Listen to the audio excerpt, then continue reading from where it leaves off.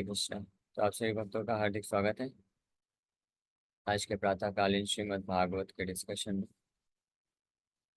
तो हम लोग कल चर्चा कर रहे थे, नारद मुनि व्यास देव जी के आश्रम में प्रकट हो चुके हैं और वेद व्यास जी का अच्छे से स्वागत सत्कार करते हैं। सुखमासीना, अच्छे से सुखपूर्वक उनको आसन प्रदान करते हैं। और फिर जो है नारद मुनि मुस्कुराते हुए इस प्रकार से बोल रहे हैं। दूसरा श्लोक में नारद मुनि बोलते हैं, पराशर्य महाभाग भवतः कचिदात्मन परितुष्यति शारीर आत्मा मानस एवं। कि हे पराशर के पुत्र, क्या आपको लगता है कि अगर केवल शरीर और मन से संबंधित ही आत्मा को पहचान करते हुए आप उसको संतुष्ट करने के लिए प्रेरणा देंगे तो उससे लोगों को असली संतुष्टि मिल सकती है? तो ये पॉइंट आउट किए कि उनके रचना में क्या डिफेक्ट है, क्या कमी रह गई। अब आगे वर्णन कर रहे हैं। जिज्ञासितं सुसंपन्नम अपि ते महदद्भुतं कृतवान् भारतं यस्त्वं सर्वार्थ परिब्रह्मितम्। Your inquiries were full and your studies were also well fulfilled. And there is no doubt that you have prepared a great and wonderful work, the Mahabharata, which is full of all kinds of Vedic sequences elaborately explained. तो नारद मुनि पहले तो इंगित किए में क्या कमी रह गई, उसके बाद वर्णन कर रहे हैं कि आपने क्या क्या महत्वपूर्ण रचनाएं किया है। वेद व्यास जी ने स्पेशली महाभारत की रचना की, जो कि कृतवान भारतम यस्तम सर्वार्थ परिब्रह्मितम संपन्नम अपि महाअद्भुतम कृतवान भारतम। महाअद्भुत, great and wonderful work. Mahabharata एक बहुत ही महान कृति है वेद व्यास जी के द्वारा, क्योंकि इसके माध्यम से हर किसी जीवात्मा को लाभ मिल सकता है, भगवद गीता के महत्व को समझ सकता है। तो उसको रिकॉग्नाइज कर रहे हैं कि इतना महान ग्रंथ आपने वर्णन तो कर दिया है, लेकिन फिर भी कमी रह गई। तो जिज्ञासितुम सुसंपन्नम, कि आपकी जो जिज्ञासा है, अथातो ब्रह्म जिज्ञासा, वेदांत सूत्र में पहला ही सूत्र है, अथातो ब्रह्म जिज्ञासा। तो सुसंपन्नम, वेल वर्स्ड हैं आप उसमें, और उसको ध्यान में रखते हुए आपने रचना भी कर दिया है, लेकिन फिर भी कुछ कमी रह गई। The despondency of Vyasadeva was certainly not due to his lack of sufficient knowledge, because as a student he had fully inquired about the Vedic literatures, as a result of which the Mahabharata is compiled with full explanation of the Vedas. तो नारद मुनि भी इस चीज को confirm कर रहे हैं, जो पिछले अध्याय के आखिरी में वेद व्यास जी जब चिंतित थे और विचार कर रहे थे कि उनके हृदय में असंतुष्टि का भाव आ रहा है, तो वो इस बात को समझ पा रहे थे कि वास्तव में, हालांकि मुझे तो पूरा वेदों का ज्ञान है, सब कुछ जो है अच्छे से जिज्ञासा करते हुए, इंक्वायरी करते हुए अपने गुरु वर्ग से, आचार्यों से उन्होंने पूर्ण ज्ञान प्राप्त किया है, और उसके बेसिस पे महाभारत जैसे महान ग्रंथ को भी रचना कर दिए। और यही चीज नारद मुनि भी यहाँ पे कंफर्म कर रहे हैं कि वेद व्यास जी कोई साधारण शिष्य भी नहीं थे, महान आचार्य हैं और बहुत ही वास्तविक शिष्य के रूप में नारद मुनि से उन्होंने ऑलरेडी पूर्ण रूप से जिज्ञासा प्राप्त करके पूरा वेदों के ज्ञान को प्राप्त कर लिए थे, और उसको फिर उसके बेसिस पे महाभारत ग्रंथ की रचना कर दी। तो ये चीज नारद मुनि की यहाँ पे वर्णन कर रहे हैं। जिज्ञासितम अधीतम च ब्रह्म यद्दत् सनातनम तथापि सोचसी आत्मानम अकृतार्थ इव प्रभो। You have fully delineated the subject of impersonal Brahman as well as the knowledge derived therefrom. Why should you be despondent in spite of all this, thinking that you are undone, my dear Prabhu? Narad मुनि बोल रहे हैं, बड़े प्रेम से संबोधित कर रहे हैं। कि हे मेरे प्रभु, वेद व्यास प्रभु, व्यासदेव प्रभु, कि आपने बहुत ही अच्छे तरीके से जिज्ञासितम, डेलिब्रेटेड फुली वेल, जिज्ञासितम अधीतम च, द नॉलेज ऑब्टेन्ड। तो जो आपने पूर्ण ज्ञान प्राप्त किया ब्रह्म के बारे में, तो ब्रह्म यत् तत् सनातन, जो कि सनातन है, जो कि वास्तविक सत्य है, पूर्ण सत्य है, तो उसका आपने अच्छे से वर्णन भी कर दिया है।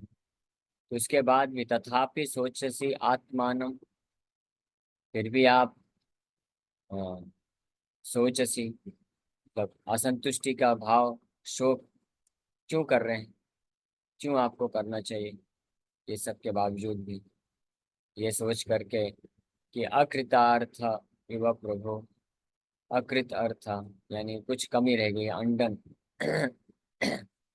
यानी इनकम्प्लीटनेस हो गई है, अपूर्णता रह गई है आपकी रचना में।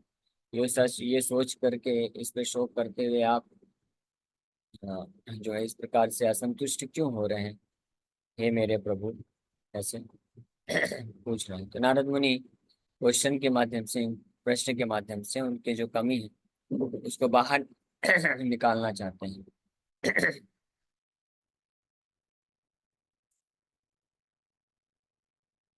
यहाँ पे एक विशेष बात है कि नारद मुनि वेद व्यास जी को प्रभु करके संबोधित संबोधित कर रहे हैं।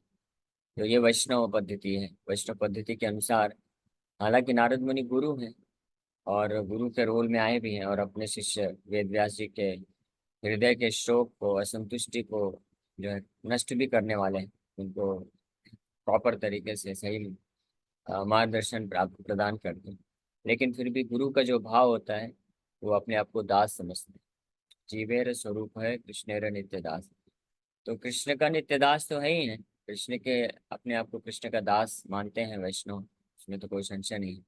लेकिन उतना ही नहीं, वो जो मास्टर बनते हैं, जब गुरु बनते हैं और गुरु बन करके शिष्य को ज्ञान देते हैं, तो उसमें भी उनका भाव रहता है कि ये उनका सेवा है। गुरु की पदवी स्वीकार करना क्या है? सेवा है। और सेवा क्या है? कि भगवान कृष्ण से विमुख जो जीवात्माएं हैं, उनको भगवान के प्रति जोड़ने का वो सेवा करता है। इससे भगवान का भी सेवा हो रहा है, क्योंकि भगवान के हृदय की इच्छा है, भगवान की इच्छा है, तीव्र इच्छा है कि सभी जीवात्माओं को भक्ति का ज्ञान मिले। तो इस प्रकार से भक्ति का प्रचार करने से गुरु कृष्ण का भी सेवा करते हैं, और साथ ही साथ में जो जीवात्माएं भटक जाते हैं संसार में, उनको भगवान कृष्ण से जोड़ करके वो उनको भी सेवा के रूप में देखते हैं कि ये भी मेरा, क्योंकि अल्टीमेटली जो भी जीवात्माएं हैं जो भटके हुए भी हैं इस संसार में, तो वो भी तो है भगवान के अंश ही, भगवान के ही शुद्ध भक्त बोल सकते हैं, क्योंकि आत्मा तो अपवित्र होती नहीं कभी। नित्य सिद्ध कृष्ण प्रेम साध्य कबू नहीं। वो कृष्ण प्रेम है, वो जो है नित्य है, विद्यमान है हर किसी जीवात्मा के हृदय में। तो यानी ऑलरेडी हर जो जीवात्मा है, अभी कोई घोर तमोगुण में होने के कारण असुर बन चुका है, नास्तिक बन चुका है, भगवान के प्रति ईर्ष्या का भाव रख रहा है। लेकिन वो सब बाहरी आवरण है, वो सब मन बुद्धि और अहंकार का आवरण है। आत्मा के अंदर कोई भगवान के प्रति ईर्ष्या नहीं, आत्मा के अंदर कोई जो है आसुरी प्रवृत्ति नहीं है। आत्मा पूर्ण रूप से शुद्ध है और भगवान का शुद्ध भक्त है। इस तरह से जो गुरु होते हैं, वैष्णव, शुद्ध वैष्णव होते हैं, तो हालांकि वो प्रचार के दृष्टिकोण से जो है इंस्ट्रक्शन देते हैं, उपदेश देते हैं, और उस प्रकार का रोल लेते हैं, गुरु का रोल स्वीकार करते हैं। लेकिन आंतरिक भाव उनका यही रहता है कि ये सब जीवात्माएं भी भगवान के शुद्ध भक्त हैं, और ये मेरा उनके प्रति सेवा है कि उनको भगवान से जोड़ना है। इस प्रकार से सेवा के रूप में वो स्वीकार करते हैं। तो यही इसी भाव को हमारे सारे आचार्यों ने प्रदर्शित किया है। श्रील भक्ति सिद्धांत सरस्वती ठाकुर, जब उनके पास कोई भी उनका शिष्य आता था, उनको प्रणाम करता था, तो वो रिटर्न में हाथ जोड़ करके बोलते थे, दासो अस्मि, मैं आपका दास हूँ। तो गुरु स्वामी जो है अपने शिष्य को बोलते हैं कि मैं आपका दास हूँ। प्रभुपाद जी भी इसी भाव को प्रकट किए जब प्रभुपाद जी अमेरिका यूरोप में प्रचार कर रहे थे, तो अपने शिष्यों को, जो उनको बहुत सहायता कर रहे थे कृष्ण भक्ति के प्रचार के लिए, तो प्रभुपाद जी उनको बोलते हैं कि आप सब मेरे स्पिरिचुअल मास्टर्स, आप सब मेरे गुरु हैं। क्यों?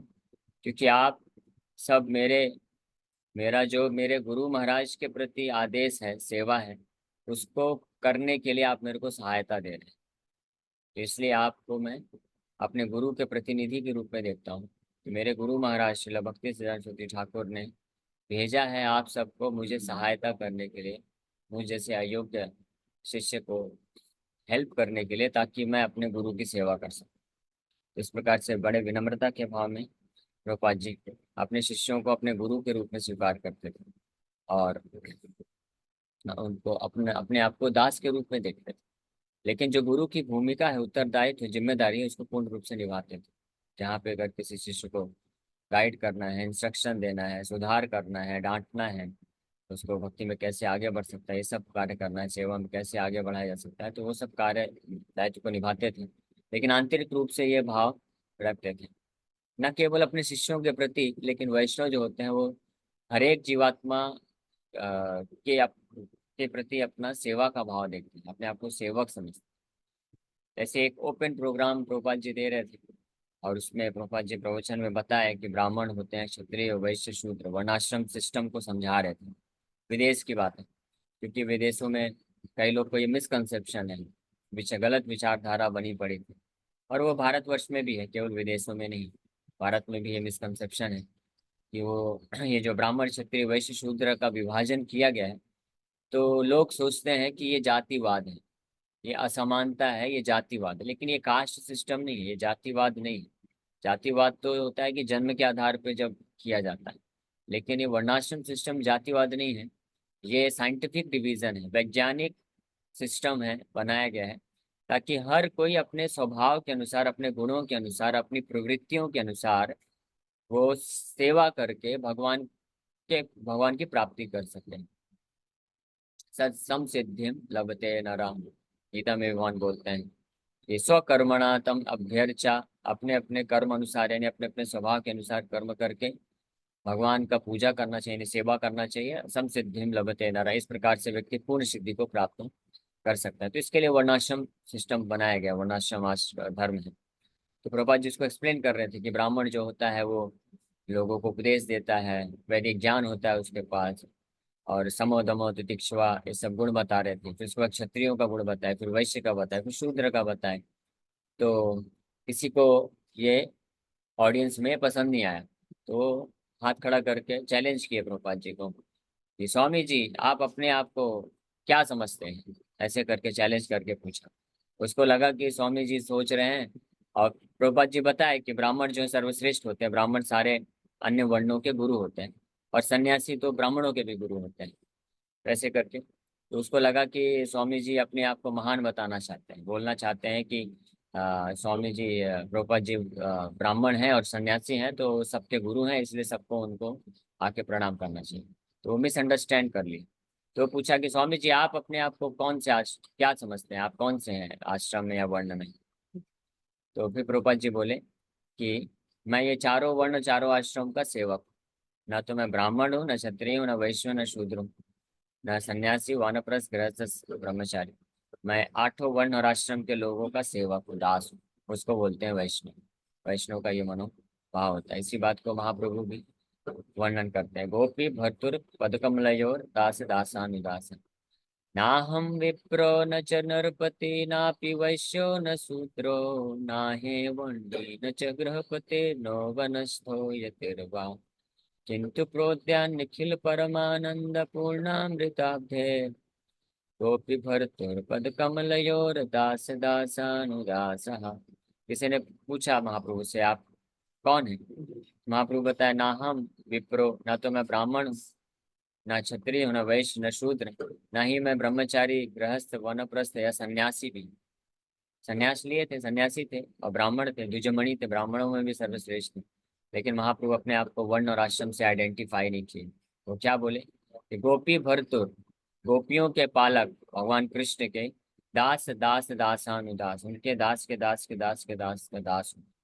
इस प्रकार से वैष्णव अंडरस्टैंडिंग ये समझाते हैं। श्रील भक्ति सरस्वती ठाकुर इसके बारे में बहुत अच्छे से क्लैरिफाई करते हैं, और वो खुद भी इसको पालन किए। श्रील भक्तिदास सरस्वती ठाकुर का एक स्टेटमेंट है, वो बोलते थे कि जो भी वैष्णव अपने आप को गुरु समझता है वो वैष्णव नहीं है। कोई वैष्णव है, भक्त है, शुद्ध वैष्णव, अगर अपने आप को गुरु मानता है तो वो वैष्णव नहीं हो सकता है, वो भक्त शुद्ध भक्त नहीं हो सकता है। और फिर दूसरा बोलते थे कि कोई भी वैष्णव अगर गुरु नहीं बनता है तो वो वैष्णव नहीं। यानी कोई भगवान का भक्त बोलता है कि मैं भगवान का भक्त हूँ और अपने आप को गुरु मानता है तो वो वास्तव में भक्त नहीं है।